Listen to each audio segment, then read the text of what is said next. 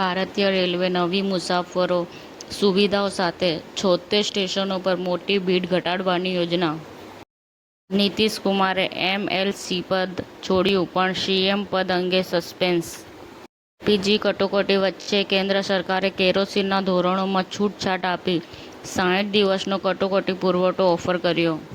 ભારતભરની શાળાઓ સરકારી કચેરીઓને 1100થી વધુ બોમ્બ ધમકીઓ મોકલવા બદલ મૈસૂરના એક વ્યક્તિની ધરપકડ.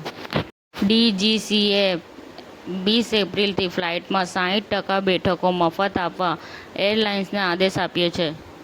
રેડમી 15એ 5G અનુભવી શકાય તેવું પરફોર્મન્સ, વર્ષો સુધી ચાલે તેવો ભરોસો.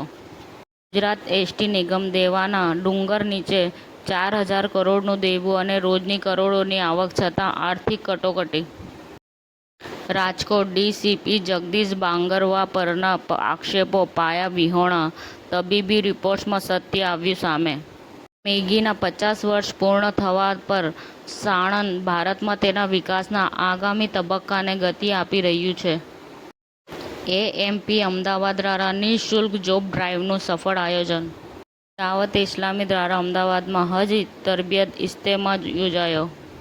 મહંત શ્રી બાલકદાસજીના પુસ્તકનું વિમોચન સાથે જન્મદિવસની ભવ્ય ઉજવણી. સમાચાર ટુડે ન્યૂઝ ચેનલની ટીમ અને જે સત્ય છે તે જ બતાવશે. આપ જોતા રહો સમાચાર ટુડે ન્યૂઝ ચેનલ. ગુજરાતની ધરતીનું ગુજરાતીઓ માટે જ, એટલે કે સમાચાર ટુડે ન્યૂઝ.